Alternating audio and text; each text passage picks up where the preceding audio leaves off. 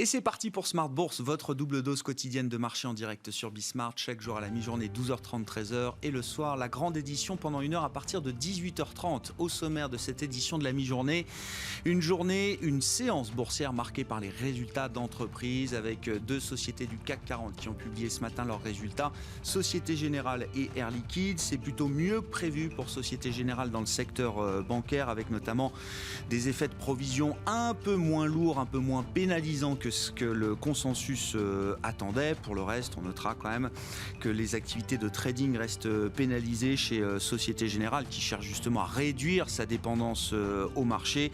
La réaction de marché est positive. Le titre Société Générale progresse aujourd'hui. À l'inverse, Air Liquide, autre société du CAC qui publiait ses résultats, des résultats très solides, mais on voit que le titre Air Liquide s'épuise un petit peu et signe une baisse de l'ordre de 1% à la mi-journée. Je le disais, les résultats sont très solides avec une progression à la fois du chiffre d'affaires et de la marge opérationnelle en 2020 pour Air Liquide, qui prévoit d'ailleurs une poursuite de la progression de sa marge sur 2021 et qui augmentera son dividende versé au titre de l'exercice 2020. Dans les sociétés de moyenne taille, on notera les résultats d'Amundi et d'Ubisoft également au sein du SBF 120 précisément, avec des résultats records pour Amundi au quatrième trimestre, la première société de gestion d'actifs en Europe, avec plus de 1700 € d'encours sous gestion. À noter une annonce importante, la fin de l'ère Yves Perrier. Le directeur général d'Amundi passera la main dans les prochains mois à la directrice des activités de gestion passive d'Amundi, Valérie Baudson, qui sera donc la future DG d'Amundi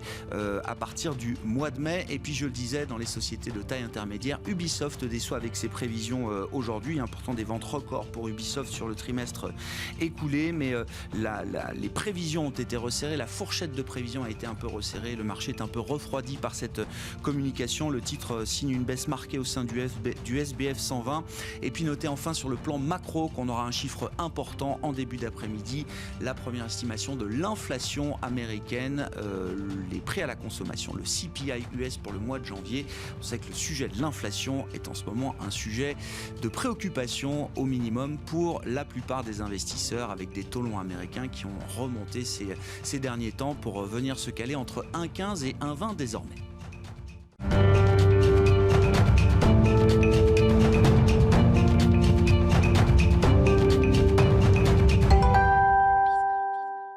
Deux patrons de gestion seront avec nous dans un instant pour évoquer la situation de marché, mais d'abord le résumé complet de cette séance boursière à mi-parcours en Europe avec Nicolas Pagnès depuis la salle de marché de Bourse Direct. Tendance autour de l'équilibre à la mi-journée à la Bourse de Paris. Les investisseurs semblent limiter les initiatives depuis ce matin dans un contexte de marché marqué par les estimations d'inflation en Chine et en Allemagne, mais surtout par les nombreuses publications d'entreprises à Paris. En matière de contexte économique, tout d'abord, les investisseurs ont pris connaissance dès ce matin de la progression des prix à la production en Chine au mois de janvier sur un an. Ceux-ci gagnent 0,3%, portés notamment par les prix des matières premières, là où les prix à la consommation diminuent de leur côté de 0,3% sur la même période à cause des restrictions liées à la crise de coronavirus. En Allemagne, à présent, les prix à la consommation progressent de leur côté et témoignent d'une inflation qui repasse dans le vert en janvier. Celle-ci s'élève à 1,6% en rythme annuel, se rapprochant ainsi de l'objectif de la BCE d'un niveau proche mais inférieur à 2%. En France, à présent, la production industrielle recule de 0,8% au mois de décembre par rapport au mois précédent. Dans le détail, la production manufacturière recule, elle, de 1,7% sur la période. Et les investisseurs qui garderont un œil sur les banques centrales aujourd'hui, ou plus précisément sur les prises de parole de leurs dirigeants, Jérôme Powell et Christine Lagarde, doivent en effet intervenir aujourd'hui dans le cadre d'événements économiques. Du côté des valeurs à suivre à la Bourse de Paris, à présent, Société Générale voit ses pertes se réduire au quatrième trimestre, affichant un bénéfice net de 470 millions d'euros sur la période, un recul de 30% par rapport aux résultats du groupe à la même période en 2019, mais qui reste néanmoins moins marqué que les attentes des analystes. La banque a en effet vu ses provisions liées à la crise actuelle peser moins que prévu sur ses profits, ce qui est venu contrebalancer le recul de ses activités de trading et notamment de trading obligataire que la Société Générale tente de restructurer pour en améliorer la rentabilité. De manière générale, la banque tente de réduire le profil de risque de ses activités de marché. Stratégie qu'elle poursuivra en 2021 en espérant réduire le coût du risque et faire augmenter légèrement ses revenus au global. Air Liquide affiche des résultats en progression pour 2020 de son côté. Le groupe annonce avoir plutôt bien résisté à la crise sanitaire malgré un léger recul de son chiffre d'affaires. Sa marge opérationnelle notamment progresse tandis que son résultat opérationnel courant ressort à 3,8 milliards d'euros en hausse de 3,6%. Le groupe anticipe une nouvelle augmentation de sa marge opérationnelle et de son résultat net pour 2021. Le groupe va également augmenter son dividende de près de 2% au titre de l'année 2020. On note également que Amundi voit ses revenus nets reculer de 4,1% en 2020 à 2,5 milliards d'euros. Le gestionnaire d'actifs annonce également reprendre le versement d'un dividende après l'avoir stoppé en 2019 à cause de la crise sanitaire. Et enfin, Natixis annonce des résultats trimestriels en baisse avec un résultat qui recule de 13% par rapport à 2019. Sur l'ensemble de l'année 2020, la banque affiche un bénéfice net part du groupe de 101 millions d'euros en recul de 95%. Mais si Natixis est sur le devant de la scène aujourd'hui, c'est pour une toute autre raison. Confirmant les rumeurs qui couraient hier, BPCE, la maison mère de Natixis, a déposé hier soir, juste après la clôture de la Bourse de Paris, une offre visant à racheter les 29,3% du capital de Natixis qu'elle ne détient pas encore, pour un prix de 4 € par action. Un prix qui offre une prime de 8% par rapport au dernier cours de clôture de la banque, juste avant la suspension de sa cotation. Et une opération qui, si elle réussit, entraînerait un retrait de la cote de Natixis. Et on notera que Natixis gagne un peu plus de 7% à la mi-journée. Nicolas Pagnès qui nous accompagne en fil rouge tout au long de la journée sur Bismart depuis la salle de marché de Bourse Direct.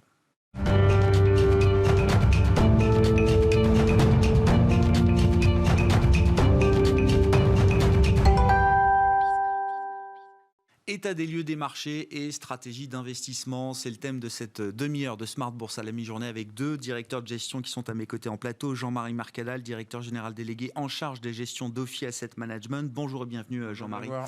Et Patrick Guérin, le directeur de la gestion de Bordier et compagnie à Paris. Bonjour Patrick. Bonjour, merci d'être là. La question que je vous pose à tous les deux, Patrick, je vous laisse la parole pour y répondre en premier, c'est est-ce qu'il y a encore de la place pour des investisseurs raisonnable, je ne sais pas comment on peut définir raisonnable, mais des investisseurs qui regardent quand même le prix et la valeur des choses, qui regardent les fondamentaux des entreprises, ou est-ce qu'on est dans une logique complètement différente aujourd'hui, avec des phénomènes d'exubérance, on pourra y revenir, mais qui sont quand même de plus en plus présents dans le quotidien, en tout cas dans le narratif quotidien du marché? Je crois qu'il faut quand même rester les pieds sur terre. On est sur un marché qui n'est pas du tout exubérant.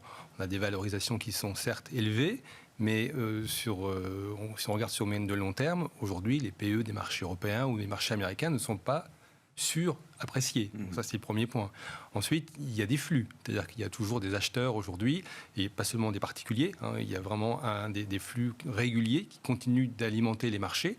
Et donc, nous pensons, chez Bordier, qu'il y a encore de la place pour aller aujourd'hui investir en bourse parce que les fondamentaux sont présents. Il y a de la croissance qui va revenir. On a eu une année 2020 un peu compliquée, mais en revanche, on va avoir un effet de base qui va être positif sur 2021. Alors, un premier trimestre compliqué, en effet, toujours sur les marchés européens, un peu moins sur le marché américain, mais en revanche, on a des belles espérances sur le deuxième trimestre et surtout sur le deuxième semestre de l'année prochaine, de cette année. Donc oui, nous continuons à être investisseurs. Ouais. Et ça veut dire que alors, tout ce qu'on raconte au quotidien, Tesla, le Bitcoin, les green stocks, les SPAC, les introductions en bourse, c'est du bruit plus qu'autre chose aujourd'hui, Patrick? Non, c'est pas du bruit. On ne peut pas dire tout à fait cela. Ce serait pas tout à fait honnête. Il y a des gens qui vont investir sur Tesla. Nous n'en sommes pas. Vous avez aussi effectivement beaucoup d'intérêt autour des crypto-monnaies. Nous, ça ne nous intéresse pas non plus. Donc ça veut dire qu'il faut bien choisir. Ouais. Une fois de plus, ce qui compte, c'est la sélection des secteurs et au sein des secteurs, la sélection des titres sur lesquels vous allez porter votre intérêt.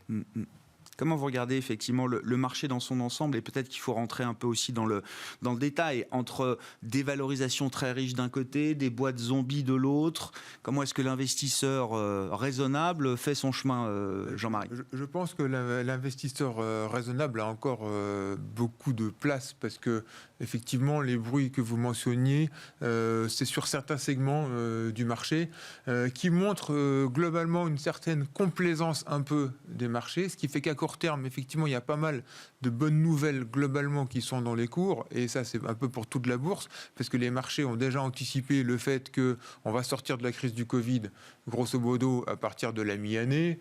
et que l'économie va repartir très franchement positivement après. Donc le marché a acté ça. Et il y a quelques signes un petit peu d'exubérance, effectivement, sur le Bitcoin, sur Tesla, sur certaines valeurs vertes, parce que effectivement les flux... mais il y a toujours un peu des bonnes raisons. C'est un peu excessif, mais il y a des bonnes raisons. Le Bitcoin... Exagérément rationnel. Voilà ce que me disait un investisseur un jour. Le marché est exagérément rationnel. Exactement. Parce que le Bitcoin, quelque part, on ne sait pas trop ce que c'est, mais on sait que les monnaies intrinsèquement perdent de leur valeur. Je regardais il n'y a pas longtemps dans des journaux américains, ils expliquaient $1 sur 5 a été créé depuis 12 mois. Et on a fait la même chose en Europe. Donc ça veut dire que les monnaies, grandes monnaies, les unes par rapport aux autres, n'ont pas trop bougé, mais la valeur intrinsèque de chaque monnaie, comme on en a créé beaucoup, ça veut dire que c'est un peu normal aussi que les actifs réels, dont les crypto-monnaies, montent. Alors moi je pense que les bitcoins, il faut regarder ça, et les crypto-monnaies de deux façons. Un, le côté fondamental, c'est le reflet de la faiblesse intrinsèque des monnaies classiques. Et deux, c'est un peu comme indicateur du risque global des marchés, un peu le sentiment de marché. C'est un baromètre. Un espèce de baromètre. Et de ce point de vue-là, c'est vrai que c'était peut-être un peu excessif, et surtout la dernière nouvelle de Tesla, le nouveau gourou des marchés, qui nous a dit acheter du Bitcoin, donc on achète du Bitcoin, et là c'est un peu excessif. Et qui nous dit un mois après, voilà. Moi aussi j'en ai acheté. Voilà. Donc là, je dis que c'est peut-être un peu des signaux d'un peu de surchauffe à court terme, du sentiment d'optimisme un peu trop élevé, qui fait que effectivement on est peut-être allé un peu trop loin, trop vite, et notamment ça peut être là systémique aussi. Pour le marché, c'est un risque. Non, pas du pas tout. Systémique. À mon avis, non, parce que d'abord la capille boursière du Bitcoin, elle n'est pas si élevée que ça. Quelques centaines de milliards. Voilà, donc c'est pas non plus... Ensuite, là où il peut y avoir des excès, c'est par exemple les petites valeurs vertes là, qu'on voit en ce moment sur l'énergie nouvelle et tout. C'est vrai qu'il on voit des valorisations, c'est genre 15 à 20 fois le chiffre d'affaires, quoi. C'est même pas les PE, c'est 15 à 20 fois le chiffre d'affaires. Ça paraît beaucoup, mais en capille boursière, c'est pas énorme non plus. Parce que les grandes capilles boursières ne sont pas valorisées à des niveaux extrêmes. Là, je suis totalement d'accord. À moi, ça me fait penser un peu, toutes ces valeurs-là, c'est un peu comme les valeurs Internet en 2000. C'était trop cher, ça a explosé. La différence, c'est qu'à l'époque, les valeurs Internet et les grandes valeurs de technologie étaient fortes en capi, très élevées. On se rappelle de France Télécom sur le CAC 40. Mais c'était révélateur d'une vraie tendance. C'est-à-dire que l'Internet, aujourd'hui, c'est indispensable dans la vie quotidienne. Donc ça a marché. Donc là, aujourd'hui, on peut faire le parallèle sur ces valeurs vertes, où il y a beaucoup d'argent qui vient là-dessus. Quelquefois, c'est des valorisations trop élevées dans l'éolien, peut-être le solaire, l'hydrogène. Mais le thème est bon. Le thème est bon. Donc, et en capi, c'est pas énorme non plus. Donc, si ça doit corriger, à mon avis, ça n'entraînera pas tout le marché non plus. Quel est vos critères d'analyse aujourd'hui, Patrick, chez Bordier? Maison Suisse, généralement, elle aime bien la qualité, la croissance, la visibilité. Est-ce que vous en trouvez encore à prix raisonnable? Parce que se pose aussi la question de la valorisation, peut-être, pour les entreprises de plus grande qualité aujourd'hui, quand on regarde le marché de manière un peu différenciée. On a encore vraiment de quoi faire nos emplettes, si je veux dire. C'est-à-dire qu'il y a. Mais c'est le sujet. Oui, bien entendu. Parce qu'on peut encore déployer des investissements raisonnables. Oui, tout à fait. Oui. Et puis il faut aussi se placer dans une perspective un peu plus longue. C'est-à-dire qu'on peut imaginer aujourd'hui que ça peut faire un peu peur parce que c'est un peu cher. Mais je crois que rester à l'écart, par exemple, des valeurs technologiques américaines, des grandes valeurs technologiques américaines, je parle, me semble-t-il, ce serait une erreur. C'est une erreur parce qu'elles vont continuer sans nous. Donc il faut accepter de les acheter peut-être un peu plus cher. Mais encore une fois, je le répète, elles sont en prix beaucoup moins élevé qu'elles ne l'étaient il y a encore 20 ans. Et elles sont aujourd'hui rentables. Elles ne gagnaient pas d'argent il y a 20 ans. C'est toute la différence. Donc, et par ailleurs, il y a aussi une adaptation des modes de vie. Et il faut les suivre. Et donc, il faut accepter d'entrer dans sur ces valeurs, peut-être à des niveaux qui paraissent élevés, mais si encore une fois, pardon, je vais me répéter, mais si on n'y vient pas aujourd'hui, on va rater une progression qui va se faire sans nous. Il y a les valeurs tech. Il y a aussi le luxe. Quand on parle de la Suisse, on regarde aussi beaucoup les valeurs du luxe. Tiens, d'ailleurs, on notera, Nestlé avait le titre de plus grosse capitalisation boursière en Europe. LVMH était déjà la plus grosse capitalisation boursière en zone euro, mais désormais, c'est LVMH qui est devant Nestlé. C'est le secteur du luxe, c'est pareil que la tech pour vous. C'est un secteur qui est jamais trop cher. C'est un secteur qu'on va suivre de toute façon. Donc on aura envie d'être investi sur ces valeurs-là. Encore une fois, il faut faire une sélection. Parmi celles-ci, nous, on a nos préférés. On va préférer LVMH et Hermès à d'autres que je ne citerai pas par courtoisie. Mais en tout cas, ce sont des valeurs qu'on aime bien, notamment celles dont une partie du chiffre d'affaires conséquente est réalisée en Asie, en Chine particulièrement. Difficile de ne pas être présent, puisque là, la consommation, elle est très solide, elle est très forte et elle va progresser. Et ces valeurs ont eu la bonne idée, l'intelligence de s'adapter aussi à la digitalisation. Donc, ce sont des bonnes raisons pour nous de rester investis ou d'être investis à nouveau si on n'y est pas. On suivra, je crois, demain soir les résultats de L'Oréal. Il y a eu les résultats d'Estée Lauder. Ça nous donne déjà des indications sur effectivement cet appétit de consommation en Chine. Ces boîtes-là, ça fait 10 ans et plus, peut-être qu'elles travaillent ce marché chinois qui atteint des proportions importantes pour ces groupes aujourd'hui. Pratiquement 30% du chiffre d'affaires. C'est ça. Alors même qu'en même temps, toutes les ventes qui se faisaient dans les aéroports, évidemment, elles sont, pour des raisons évidentes, complètement à l'arrêt, et que l'Europe est un peu en berne. Mais en revanche, aux États-Unis, aussi, la consommation est forte et elles se tiennent bien, ces valeurs-là, en termes de chiffre d'affaires. Donc on en achète en fait une croissance internationale lorsqu'on les achète. On sait qu'en 2021, on s'attend à une croissance de l'ordre de 4,5%. Ces valeurs-ci en profiteront. Entre les thèmes cycliques, les thèmes plus défensifs, comment est-ce que vous faites le choix chez Ophi AM, Jean-Marie? C'est quoi le positionnement aujourd'hui là pour vous? Il est temps de repondérer les secteurs cycliques. D'accord, toujours. Il est encore temps. C'est ça, parce que moi j'en parle depuis le 9 novembre, les vaccins. Nous aussi, mais évidemment. Voilà, ça va très vite. Et c'est vrai que depuis le 9 novembre, il y a eu un rattrapage très important, mais qui à mon avis n'est pas fini, parce que c'est justement dans les périodes d'accélération économique et quand les taux se mettent un peu à monter, que les secteurs entre guillemets cycliques / value ont tendance à surperformer. Donc si c'est pas maintenant, ça sera jamais. Donc je pense que c'est le moment et c'est pas fini. Alors, c'est vrai que ça va très vite, on le voit dans les segments des small et mid cap, il y a pas mal de valeurs value industrielles et ça c'est allé très vite. Mais je pense que c'est pas fini. Jusqu'où on est prêt à aller quand vous parlez de cyclique value? Est-ce que ça inclut le secteur bancaire? Est-ce que ça inclut le secteur pétrolier? Est-ce qu'il y a des secteurs intermédiaires? Alors, là aussi, c'est allé très vite, mais je pense que le secteur bancaire, on peut en discuter sur la valeur intrinsèque des banques aujourd'hui, il y a plein de sujets, mais en tout cas, avec des courbes des taux qui se pontifient, logiquement, les banques doivent faire un rattrapage, devraient avoir un parcours boursier intéressant. De même sur les valeurs pétrolières, mais là aussi, elles ont rebondi presque de 40% depuis le mois de novembre. Mais c'est peut-être pas fini, surtout qu'en plus, les valeurs pétrolières vont devenir des valeurs vertes. Si jamais elles se mettent à faire un spin-off de leur activité verte, leur valorisation, elles vont créer de la valeur, comme on dit, le shareholder, l'actionnaire sera content. Et ça, je pense que c'est un mouvement qui peut se produire dans les prochaines années. Pour vous, c'est le sens de l'histoire. Si on prend l'exemple de Total, par exemple, qui communiquait hier sur la nouvelle dimension du groupe qui devient un groupe d'énergie, Total Énergie, ce sera le nouveau nom du groupe. Vous dites le sens de l'histoire, c'est qu'un jour, on ait peut-être la partie verte de Total qui soit cotée sur le marché. Je pense que toutes les grandes valeurs pétrolières vont le faire. Parce que je pense que la valeur globale de l'entreprise montera. Et c'est le sens de l'histoire, oui. Le côté le plus incroyable, c'est sur ce segment du pétrole et de l'ère du temps, c'est que quand on voit le fonds norvégien, le plus gros fonds de pension du monde, qui a plus de valeur pétrolière. Donc du coup, on se dit... abondé par la rente pétrolière du pays, je le rappelle toujours au passage, mais effectivement, on a le droit de... on est dans ce mouvement. Je comprends. Jusqu'où... Patrick Guérin, chez Bordier, jusqu'où est-ce que vous êtes prêt à jouer effectivement la partie cyclique sans abandonner le thème de qualité qui vous tient à cœur? Est-ce que vous trouvez là aussi des secteurs intermédiaires? Alors, est-ce que ça va jusqu'aux banques et jusqu'aux pétrolières? J'en sais rien. Malheureusement, je pense que ce sera un point de divergence avec monsieur, parce qu'aujourd'hui, on va rester à l'écart des banques, on va rester à l'écart des valeurs pétrolières traditionnelles, des énergies fossiles en fait. On va plutôt aller chercher des valeurs cycliques et industrielles. Alors, dans le domaine de l'énergie, on n'est pas complètement non plus absent, puisque notre regard se porte sur des valeurs qui produisent de l'énergie disons, renouvelables ou différenciantes, de la géothermie par exemple, comme une valeur comme Enel en Italie, on l'a dans le portefeuille et on est très content avec ça. De même Vestas qui a connu une correction récente en bourse, probablement c'était trop élevé, vous avez raison. Donc il y aura des points d'entrée. On en a aussi.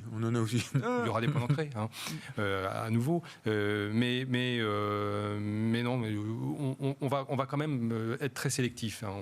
On ne va pas quitter notre ADN qui nous conduit à rester sur des valeurs de croissance majoritairement. Cette partie cyclique, pour vous, chez OFI, Jean-Marie, il y a une poche un peu tactique, on peut le dire comme ça. C'est un moment de marché qu'on cherche à exploiter. Je dirais que quand on a des portefeuilles plutôt blend, comme on dit, qui ne sont pas forcément typés, mélangés, effectivement, on a tendance à aujourd'hui repondérer, enfin d'ailleurs c'est ce qu'on a déjà fait, mais on garde cette repondération sur... mais quand on dit rattrapage, on ne dit pas qu'il va y avoir une rotation, on ne dit pas qu'il y en a les unes vont baisser et les autres vont monter. On pense que globalement, à horizon 1 an, tout va monter, mais que certaines vont monter plus vite. C'est un peu ça notre idée. C'est une remise à niveau, en fait, d'une partie du marché. Voilà, parce que à part les segments verts un peu trop excessifs, où il peut y avoir des corrections quelquefois un peu violentes, s'il y a des accidents un peu industriels ou dans la croissance, mais globalement, on n'a pas un scénario où les taux vont monter beaucoup. Donc, si les taux ne montent pas beaucoup, les grandes valeurs de croissance ne vont pas corriger énormément, ou à mon avis, elles vont continuer à monter, mais peut-être un peu moins, mais elles n'ont pas de raison de baisser fondamentalement. Et si les taux se mettaient à monter beaucoup plus que ce qu'on imagine, Jean-Marie? C'est le sujet, là, notamment pour l'économie américaine, avec les publications et les commentaires de Larry Summers, d'Olivier Blanchard, qui disent sur la partie budgétaire, attention, en faire trop, effectivement, c'est sans doute le bon choix. On en a fait trop peu, sans doute, pour gérer les crises précédentes. Il faut en faire trop, c'est un risque à prendre. Mais attention, parce que là, c'est plus le risque d'en faire trop. C'est le risque que ce soit much too big, comme dit Olivier Blanchard. Et là, c'est plus une surchauffe, mais c'est peut-être une ébullition de l'économie américaine qui nous attend. Nous, on pense qu'on en est loin. Et on écoute ce que disent les banques centrales, et d'ailleurs ce que vient de dire Janet Yellen.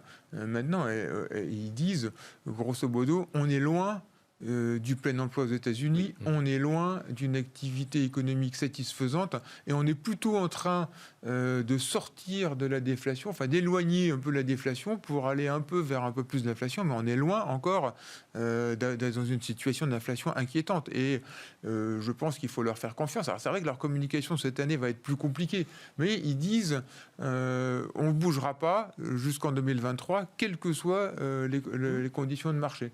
Donc, et ça veut dire qu'ils, grosso modo, ils vont avoir une politique très accommodante, voire de soutien des titres obligataires.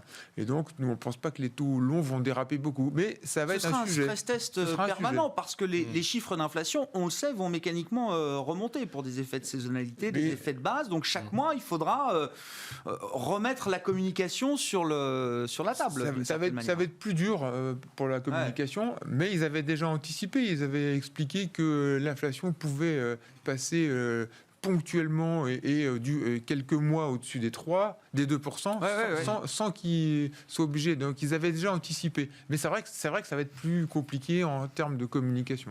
Sur ce risque d'inflation, comment vous l'évaluez chez Bordier, Patrick? Est-ce que c'est un risque de très long terme? Est-ce que c'est peut-être un cycle où l'inflation sera un peu plus présente à un moment? Qu'est-ce que ça implique pour l'investisseur? Est-ce que c'est un bon risque? Est-ce qu'on est content d'avoir de l'inflation quand on est investisseur? Ou est-ce qu'à un moment, ça peut être une situation compliquée qui rend les actifs peut-être vulnérables?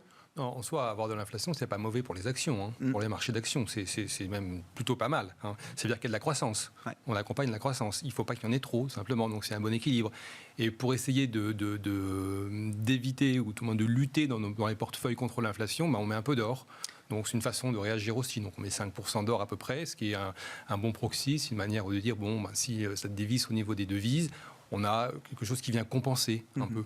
Mais je partage ce qui vient d'être dit, c'est-à-dire que je vois pas très bien l'inflation exploser à horizon visible. On va avoir en effet un peu plus d'inflation qu'aujourd'hui, mais d'ailleurs on a plutôt de la déflation, donc c'est plutôt comme ça qu'il faut voir les choses. En tenant compte de l'augmentation assez importante, on l'a évoqué tout à l'heure, du prix du pétrole, qui est un des composants majeurs du panier qui détermine l'inflation. Mais pour le reste, je ne suis pas certain qu'on assiste à une grande progression de l'inflation. Et donc, je pense que les taux d'intérêt long terme vont rester maîtrisés, de l'ordre de 1,5%. Si c'est 1,5%, c'est pas grave. Ouais. Et donc, ça ne nous inquiète pas. Et 1,5%, le marché action dans son ensemble peut supporter, largement, y compris la partie la mieux valorisée du marché action, les valeurs de tech, les valeurs de croissance. Ouais. Les prix suivront, oui, ouais, aussi dans ce secteur, donc ce n'est pas du tout inquiétant pour nous. Bon. Les marges sont suffisamment importantes. Et l'or toujours en couverture, j'allais dire, comment est-ce qu'on se couvre contre ce risque-là ou ces risques-là? Vous dites c'est un peu d'or. Un peu d'or. Jean-Marie, le risque d'inflation,